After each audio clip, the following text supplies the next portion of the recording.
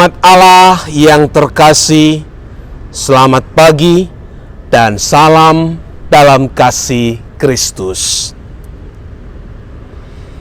Iman merupakan pengalaman pribadi seseorang dengan Tuhan yang mewahyukan diri kepadanya dan diimaninya. Sakramen baptis memasukkan orang yang telah menerima pembaptisan ke dalam hidup, sengsara, kematian, dan kebangkitan Yesus Kristus. Dan setiap kali kita merayakan Ekaristi,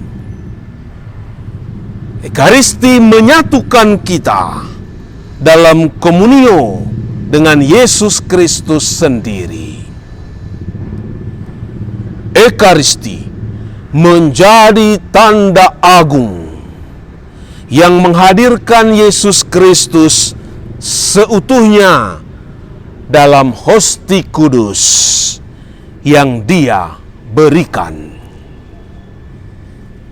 Nah, masihkah kita ingin meminta tanda seperti para ahli Taurat dan orang-orang Farisi yang meragukan kemesiasan Yesus Kristus?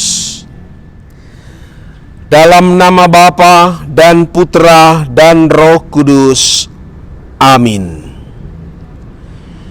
Allah Bapa yang Maha Kuasa, sejak semula Engkau mengusahakan keselamatan bagi kami. Engkau mengutus Yesus Putramu sebagai tanda agung keselamatan manusia. Kami percaya dan tanpa ragu untuk beriman kepadanya sebagai juru selamat kami. Dia telah mengorbankan segala-galanya untuk kebahagiaan kami.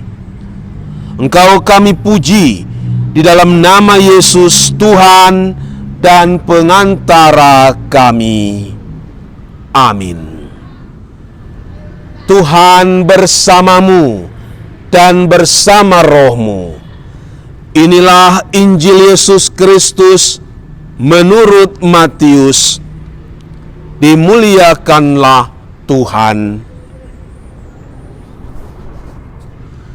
Sekali peristiwa, beberapa ahli Taurat dan orang Farisi berkata kepada Yesus, "Guru, kami ingin melihat suatu tanda daripadamu." Jawab Yesus kepada mereka, "Angkatan yang jahat dan tidak setia ini menuntut suatu tanda. Tetapi kepada mereka tidak akan diberikan tanda selain tanda Nabi Yunus. Sebab seperti Yunus tinggal di dalam perut ikan 3 hari 3 malam, demikian pula Anak Manusia akan tinggal di dalam rahim bumi 3 hari 3 malam. Pada waktu penghakiman, orang-orang Niniwe akan bangkit bersama angkatan ini dan menghukumnya juga. Sebab orang-orang Niniwe bertobat setelah mendengar pemberitaan Yunus. Dan sungguh, yang ada di sini lebih daripada Yunus." Pada waktu penghakiman, Ratu dari Selatan akan bangkit bersama angkatan ini, dan ia akan menghukumnya juga. Sebab Ratu itu datang dari ujung bumi untuk mendengar hikmat Salomo. Dan sungguh, yang ada di sini lebih daripada Salomo. Demikianlah Injil Tuhan. Terpujilah Kristus.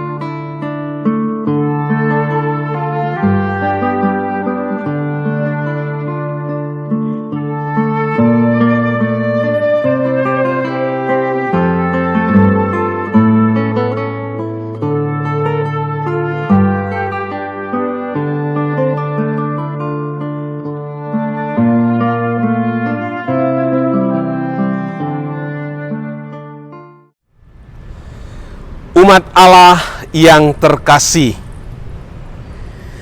dalam pengajaran dan karyanya, Yesus banyak melakukan tanda luar biasa. Dia sudah memberikan kesembuhan kepada orang sakit, ibu mertua Petrus yang demam, si lumpuh, perempuan penderita pendarahan. Dia juga meredakan angin dan membuat danau begitu tenang.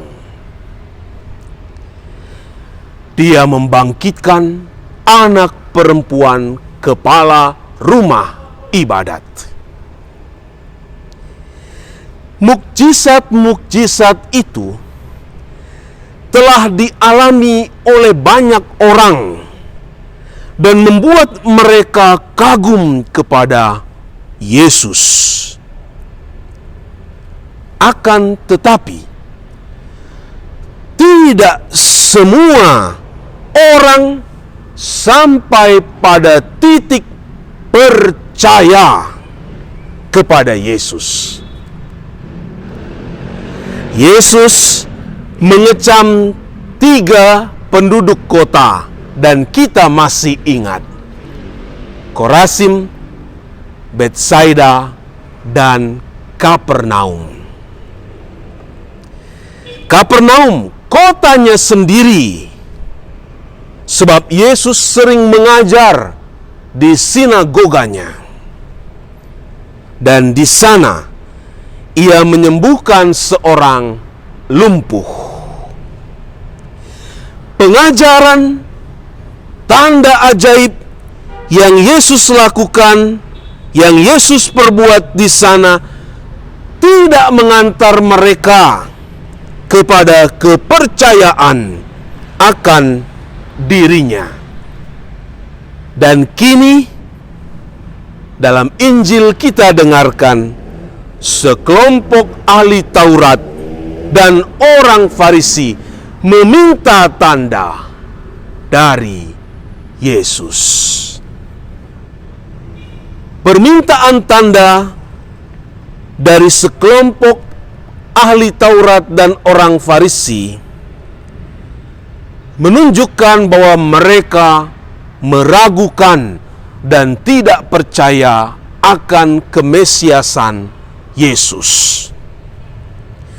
Maka Yesus mengatakan bahwa mereka adalah angkatan yang jahat dan tidak setia. Yesus menggunakan 2 referensi peristiwa yang terjadi dalam Perjanjian Lama, yaitu kota Niniwe dan ratu dari selatan, untuk mengkritik dengan keras para ahli Taurat dan orang-orang Farisi yang meminta suatu tanda kepadanya. Orang-orang Niniwe yang mendengar peringatan tobat dari Nabi Yunus segera melakukan tindakan tobat. Haruslah semuanya, manusia dan ternak, berselubungkan kain kabung dan berseru dengan keras kepada Allah. Serta haruslah masing-masing berbalik dari tingkah lakunya yang jahat dan dari kekerasan yang dilakukannya. Kitab Yunus bab 3 ayat 8. Yesus mengecam penduduk kota yang tidak percaya kepadanya, sekalipun dia jauh lebih besar daripada Yunus. Referensi kedua, yaitu Ratu dari Selatan datang untuk mendengarkan hikmat Salomo. Tetapi para ahli Taurat dan orang-orang Farisi tidak mau datang kepada Yesus yang hikmatnya jauh lebih besar daripada Salomo, bahkan yang memberikan hikmat kepada Salomo. Yesus hanya memberi tanda Nabi Yunus yang merupakan tanda sengsara dan kebangkitan. Itulah tanda terbesar yang akan diberikan oleh Yesus. Nah, apa yang bisa membuat kita percaya kepada Yesus dan bertobat? Kita harus belajar memahami tanda tobat yang Tuhan hadirkan kepada kita masing-masing. Sebab bisa saja, sekalipun kita telah mengalami begitu banyak mukjizat di dalam hidup kita, kita tetap meragukan Yesus sebagai Juru Selamat kita. Percayalah, berimanlah bahwa Yesus Kristus adalah Juru Selamat Anda, tanpa harus meminta tanda pembuktian bahwa Dia sungguh Juru Selamat kita. Allah Bapa kami bersyukur kepadamu, sebab ketika kami jatuh binasa, Engkau memberikan rahmat penebusan dan penyelamatan kami. Seturut rencanamu, putramu harus mengalami kematian dan dibaringkan dalam makam. Namun, pada hari ketiga, Dia bangkit dengan jaya untuk menjadi tanda harapan bagi kami mengalami kebangkitan badan seperti Dia.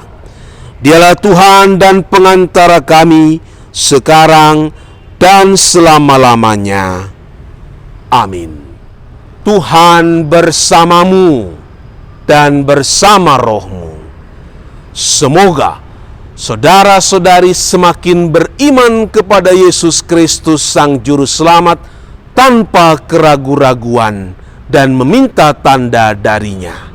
Dan kita diberkati oleh Allah yang Maha Kuasa, Bapa dan Putra dan Roh Kudus.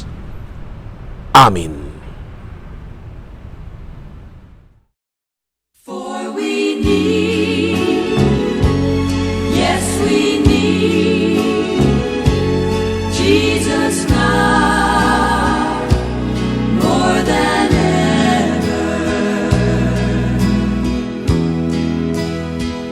He healed the blind man, walked on the waters, and He raised up Jairus' daughter. He fed the hungry, cleansed the leper. But we need Jesus now more than ever. Jesus now, more than ever. We are sailing in stormy weather. All his children should get together, for we need Jesus now more than ever.